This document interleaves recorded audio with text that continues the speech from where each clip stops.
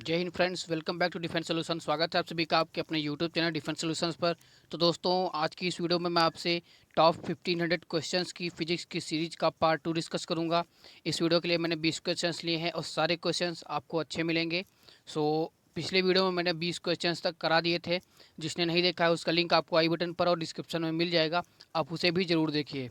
तो दोस्तों, इस वीडियो में मैं आपको एक दो क्वेश्चंस की ऐसी ज़बरदस्त ट्रिक्स बताऊंगा जिस पर बेस्ड एग्जाम में बहुत सारे क्वेश्चंस आते हैं और काफ़ी लड़के उनको स्किप कर देते हैं क्वेश्चंस को पढ़कर ही।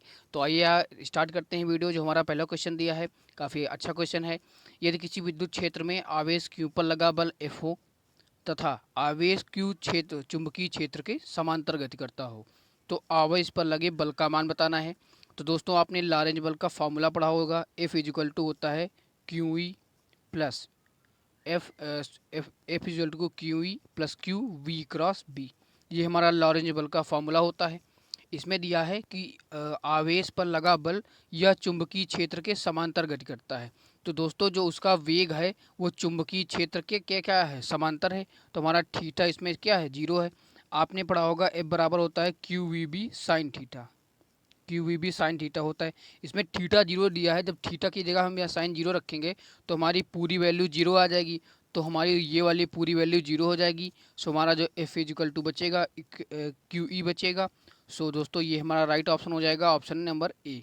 सो आई होप आपको पहला क्वेश्चन क्लियर हो गया होगा। काफ़ी अच्छा क्वेश्चन है, एनडीए 2015 का क्वेश्चन है दोस्तों ये वाला। अब देखते हैं क्वेश्चन नंबर 22 कि यदि किसी सरल लोलक की लंबाई 4 गुनी कर दें तो उसका आवर्तकाल होगा। आपने आवर्तकाल का फार्मूला पढ़ा होगा, टी इक्वल टू होता है 2 pi under root L upon G. तो दोस्तों, इसमें टी प्रोपोर्शनल है अंडर रूट एल के। इसमें बोल रहा है कि लंबाई 4 गुनी कर दें।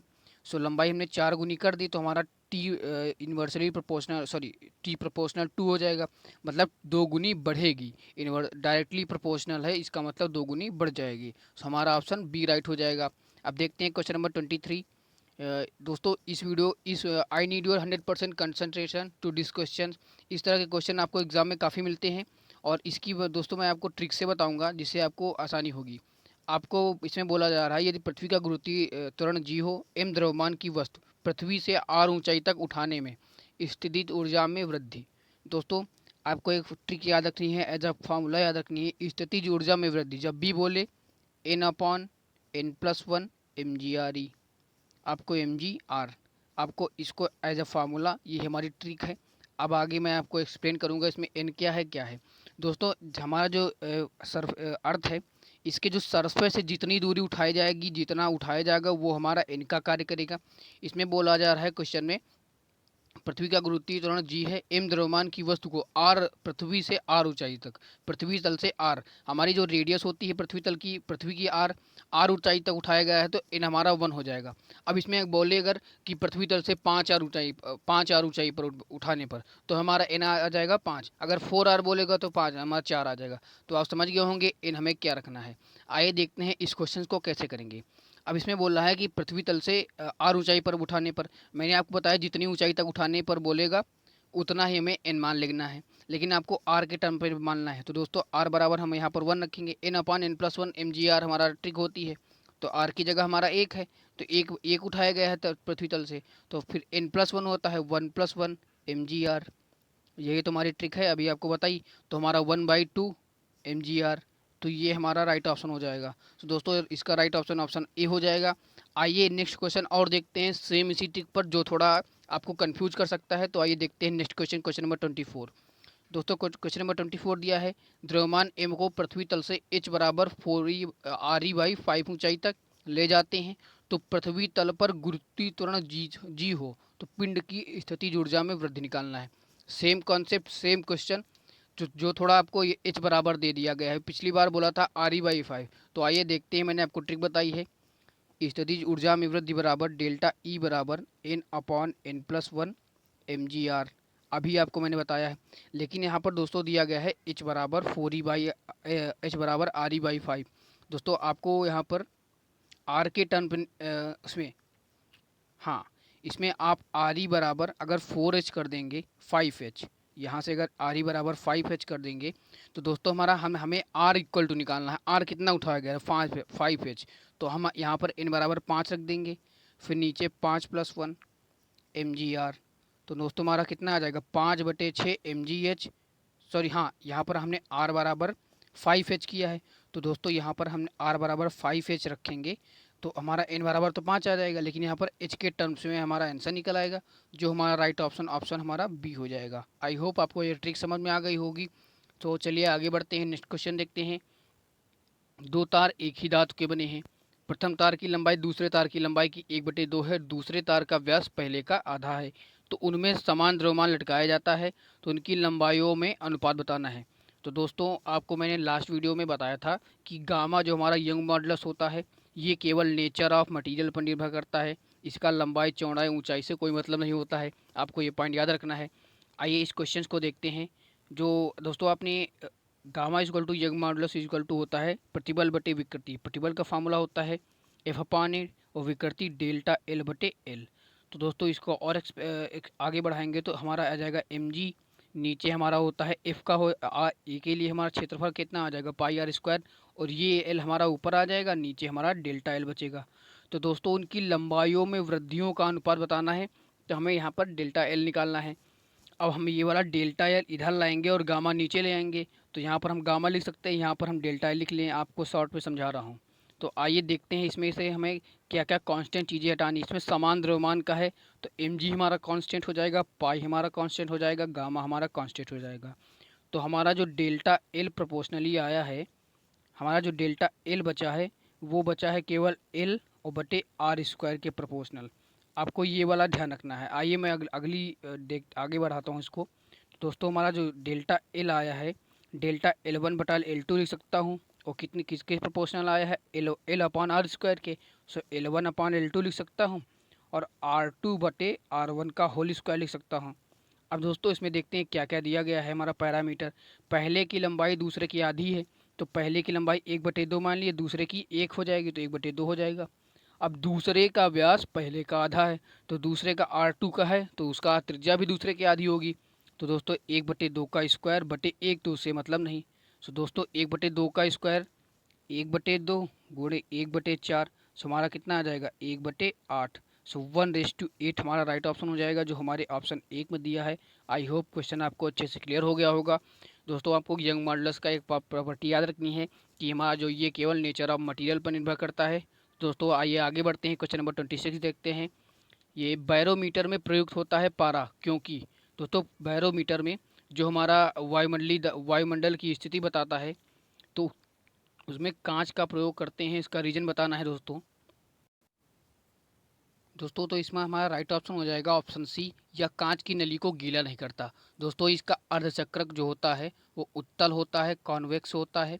और जो दोस्तों शुद्ध पारे और कांच के बीच में अगर एंगल पूछा जाए तो वो हमारा होता है 138। अगर कहा जाए कि शुद्ध पारे और शुद्ध कांच के बीच, पारे और शुद्ध कांच के बीच, तो वो एंगल होता है हमारा जो 0।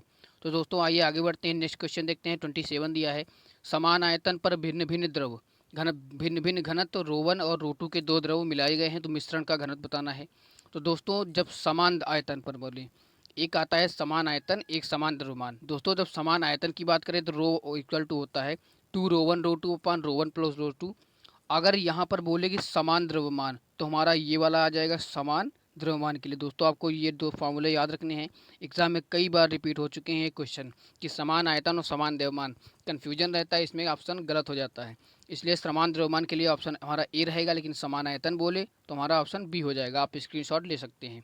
आगे बढ़ते हैं क्वेश्चन नंबर 28 की तरफ। क्वेश्चन नंबर 28 इस धातुओं की इसमें चालकता बहुत अधिक होती है। तो दोस्तों धातु में मुक्त इलेक्ट्रॉनों की संख्या बहुत अधिक होती है, इसलिए उनकी चालकता बहुत अधिक होती है, इसलिए ऑप्शन हमारा सी हो जाएगा। आइए बढ़ते हैं आगे।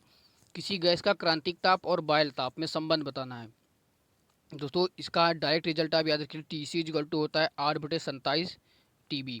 जो क्रांतिक ताप होता है 8/27 गुना होता है बायल ताप के। आपको ये रिजल्ट याद रखना है। आइए बढ़ते हैं आगे। क्वेश्चन नंबर 30 दिया है, किसी समतापी प्रक्रम की आइसोथर्मल प्रोसेस की विशेष ऊष्मा, स्पेसिफिक हीट होती है दोस्तों अनंत होती है। किसी समतापी प्रक्रम की विशेष ऊष्मा अनंत होती है। दोस्तों 0 होती है रुद्धोष्म प्रक्रम की। आइडियाब्रेटिक प्रोसेस की विशेष ऊष्मा 0 होती है। दोस्तों समतापी प्रक्रम में कार्य जो आंतरिक ऊर्जा होती है डेल्टा ई होती है दोस्तों, वो कांस्टेंट रहती है। और जो दोस्तों हाँ इसमें जो हमारी समता आंतरिक ऊर्जा होती है वो हमारी कांस्टेंट रहती है। तो आइए बढ़ते हैं यहाँ के क्वेश्चन नंबर 31 दिया है, सरल आवर्त गति में कण का स्थितिज ऊर्जा क्या है जब कण कण अपने दोलन से आधे विस्थापन पर है। तो दोस्तों राइट ऑप्शन इसका E/2 होगा। ये समझते हैं क्यों।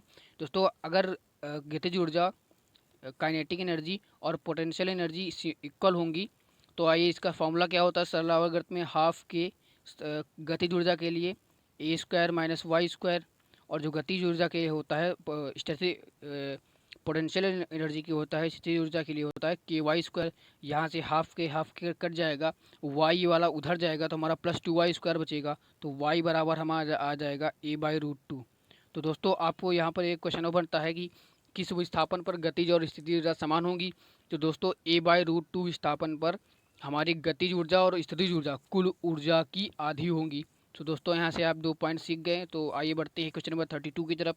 क्वेश्चन नंबर 32 इज पराश्रव्य तरंगों को उत्पन्न किया जा सकता है। दोस्तों एग्जाम में आ चुका क्वेश्चन है, दाब विद्युत प्रभाव द्वारा, आपको इसको डायरेक्ट याद रखना है। आइए बढ़ते हैं आगे। क्वेश्चन नंबर 23 दिया है, वाहक तरंग की आवृत्ति FC और श्रव्य तरंग की आवृत्ति FM है, तो मॉड्यूलेशन से प्राप्त बैंड चौड़ाई। दोस्तों बैंड चौड़ाई इक्वल टू होता है 2FM। बैंड चौड़ाई का फॉर्मूला होता है दोस्तों 2FM। ऑप्शन हमारा बी हो जाएगा।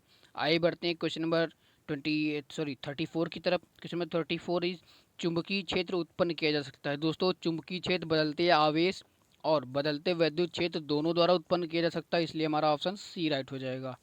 आइए बढ़ते हैं। क्वेश्चन नंबर 35 दिया है, काफ़ी अच्छा क्वेश्चन है। किसी धातु का कार्यफलन, दोस्तों आपको कार्यफलन का फॉर्मूला होता है W होता है Hc/λ0। यहाँ से आपको एक पॉइंट याद रखना है, किसी पृष्ठ पर लैम्डा तरंगदैर्घ्य द्वारा प्रकाश आपतित होता है तो धातु से इलेक्ट्रॉन उत्सर्जन हेतु शर्त बतानी है। दोस्तों आपको इसमें से राइट ऑप्शन चूज करना है, कौन सा होगा। W होता है हमारा Hc/λ0। दोस्तों किसी भी धातु से आपको पॉइंट याद रखने होंगे, किसी भी धातु से प्रकाश उत्सर्जन हेतु तो हमारे 3 पॉइंट ध्यान रखने होते हैं। धातु का जो कार्यफलन होता है, वर्क फंक्शन होता है, वो लेस होना चाहिए, कम होना चाहिए। और जो धातु की देहली आवृत्ति होती है वो दोस्तों हमारी कम होनी चाहिए। और जो धातु का देहली तरंग दैर्घ्य होनी चाहिए λ0, वो हमारी प्रकाश की तरंग दैर्घ्य से अधिक होनी चाहिए, तभी इलेक्ट्रॉन उत्सर्जन होगा। जैसे मान लिया किसी प्लेट है, इसका कार्य देहली आवृत्ति मान लो 7000 एंगस्ट्रॉम है और हमारा प्रकाश जो आ रहा है 9000 एंगस्ट्रॉम का प्रकाश आ रहा है। तो दोस्तों धातु की अगर देहली आवृत्ति कम होगी, देहली तरंग दैर्घ्य कम होगी, तो इससे इलेक्ट्रॉन उत्सर्जन नहीं होगा। तो दोस्तों इससे इलेक्ट्रॉन उत्सर्जन नहीं हो सकते। अगर यहाँ पर ज़्यादा मान लो यहाँ से 9000 एंगस्ट्रॉम का प्रकाश आ रहा है और इसकी जो देहली आवृत्ति है मान लो 17000 है, तब इलेक्ट्रॉन का उत्सर्जन आसानी से हो जाएगा। मतलब हमें जो प्लेट दी जाएगी, जो हमारी धातु होगी, उसका जो हमारा कार्यफलन होना चाहिए निम्न होना चाहिए, और तरंग दैर्घ्य हमारी जो देहली तरंग दैर्घ्य होगी वो अधिक होगी। सो हमारा ऑप्शन इसमें से ए राइट हो जाएगा। इसमें से राइट ऑप्शन हमारा ए हो जाएगा। राइट। आई होप आपको तीनों पॉइंट और ये सारे कॉन्सेप्ट आपको क्लियर हो रहे होंगे। अगर आपको किसी भी क्वेश्चन में कोई भी डाउट होता है तो आप बिल्कुल कमेंट करिए, मैं आपको ज़रूर एक्सप्लेन कर दूंगा। तो आइए बढ़ते हैं question number 36 is. Question number 36 is निम्न में से कौन सा रेडियो एक्टिव पदार्थ से उत्पन्न नहीं होता। दोस्तों अल्फा, बीटा और गामा ये तीनों रेडियो एक्टिव पदार्थ से उत्पन्न होते हैं। इसमें हमारा राइट ऑप्शन ऑप्शन डी हो जाएगा, प्रोटॉन। आइए बढ़ते हैं नेक्स्ट क्वेश्चन की ओर। क्वेश्चन नंबर 27 दिया है, रेडियम की अर्धायु 1600 ईयर्स है। यदि यह 100 ग्राम से विघटित होकर 25 ग्राम बनता है तो वह समय निकालना है आपको, वह अर्धायु बतानी है। तो दोस्तों ये 1600 ईयर्स का है इसकी अर्धायु। पहले ये 100 ग्राम का था, फिर ये 1600 ईयर्स में कितना बचा, 50 ग्राम बचा होगा। फिर अपने 1600 ईयर्स में ये कितना बचा, 25 ग्राम। तो दोस्तों ये 3200, 16 + 16 3200 ईयर्स में 25 ग्राम बचा। तो दोस्तों हमारा इसमें से राइट ऑप्शन हमारा कौन सा हो जाएगा, ऑप्शन सी हो जाएगा। आपको इसको फार्मूला लगा से N=N0 वाला वो लगा के ज़रूरत नहीं है, आप ऐसे कर सकते हैं, आसानी से अपना आंसर पा सकते हैं। तो दोस्तों आइए बढ़ते हैं आगे। क्वेश्चन नंबर 38 दिया है, किसी परमाणु से द्वितीयक कक्षा में एक इलेक्ट्रॉन उत्सर्जन के लिए आवश्यक ऊर्जा होगी।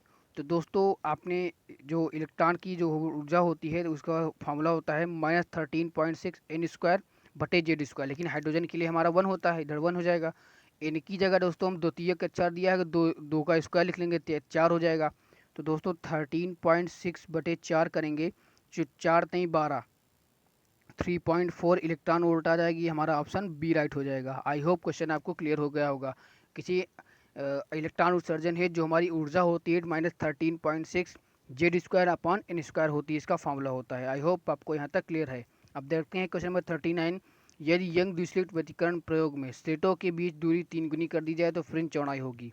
तो दोस्तों आपने फ्रिंज चौड़ाई का फॉर्मूला जो हमारा होता है W होता है capital D lambda upon small D. दोस्तों स्मॉल डी जो होती है हमारी स्लिटों के बीच की दूरी होती है, जो कैपिटल डी होती है वो हमारी पर्दे के बीच की दूरी होती है।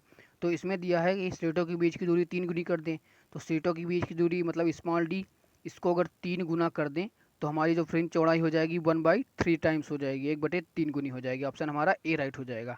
आई होप क्वेश्चन आपको क्लियर हो रहे होंगे। अब देखते हैं क्वेश्चन नंबर 40 जो हमारे इस वीडियो का लास्ट क्वेश्चन है। देखते हैं उष्मागतिका का प्रथम नियम किस संरक्षण पर आधारित है। दोस्तों काफ़ी आसान और बार बार पूछे जाना फ्रिक्वेंटली आस्क्ड क्वेश्चन है दोस्तों। एनर्जी बेस्ड एनर्जी कंजर्वेशन पर बेस्ड है। इसका राइट ऑप्शन ऑप्शन ए हो जाएगा। आई होप क्वेश्चन आपको अच्छे लगे होंगे। दोस्तों इस वीडियो को लाइक करिए, इस चैनल को सब्सक्राइब करिए और इस वीडियो को दोस्तों के साथ शेयर करिए।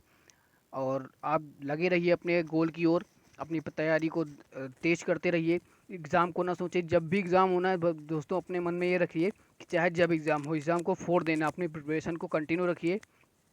सो मिलता हूँ आपसे नेक्स्ट वीडियो में, तब तक के लिए जय हिंद, वंदे मातरम।